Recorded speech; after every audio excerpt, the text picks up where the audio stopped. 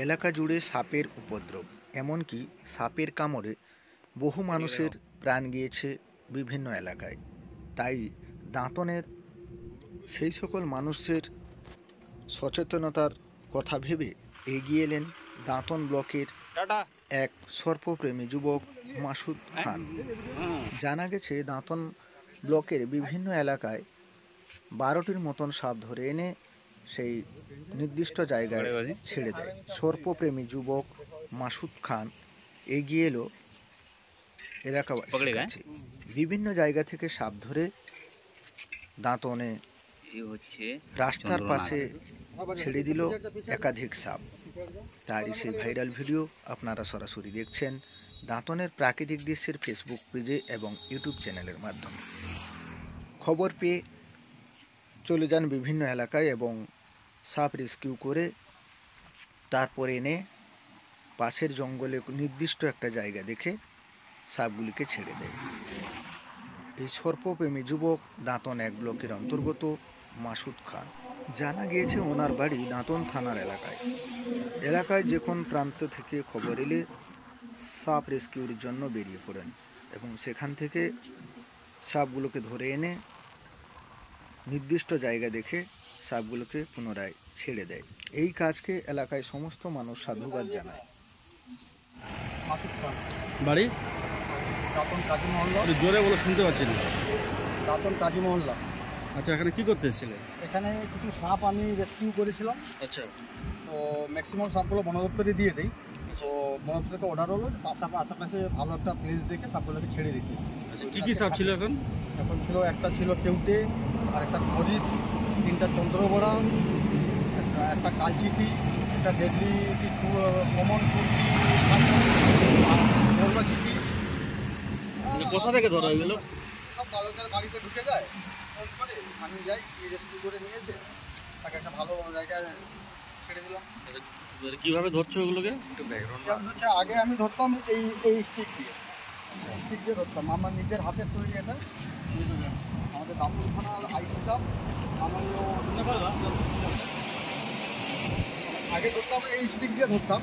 তো আমাদের দাঁতন থানায় যে আইসি সাপ মাননীয় চিত্তসাক্ষী হলদার, উনি যখন জানতে পারেন, উনি আমাকে ক্যাচার, একটা স্টিক, হাতে 2টা গ্লাভ। দেখি ক্যাচারটা দেখি। এই যে ক্যাচার। আচ্ছা, ক্যাচারে সুবিধা হয়ে গেছে ধরা।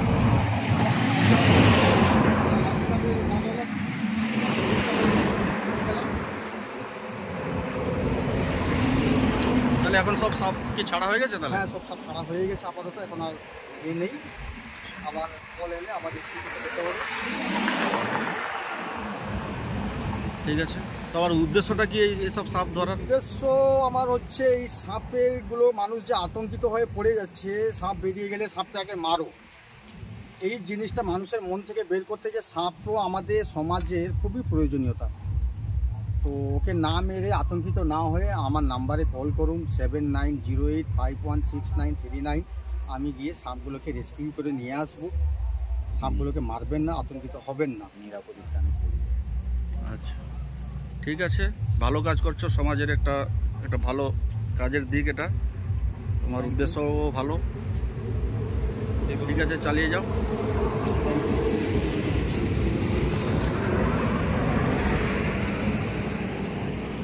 আমরা দেখতে এসেছিলাম এখানে সাপ ছাড়া, এখন হয়ে গেছে। আমরা এখন ফিরে যাচ্ছি বাড়ি। আমি আমার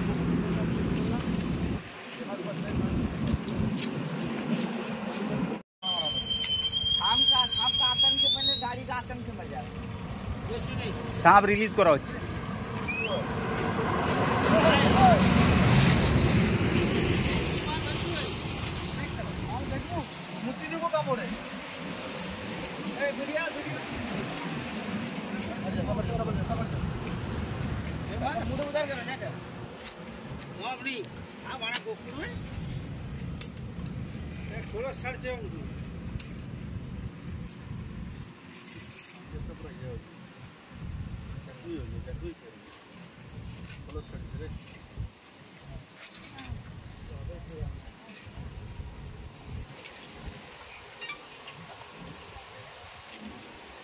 দাঁড়া নড়ানি।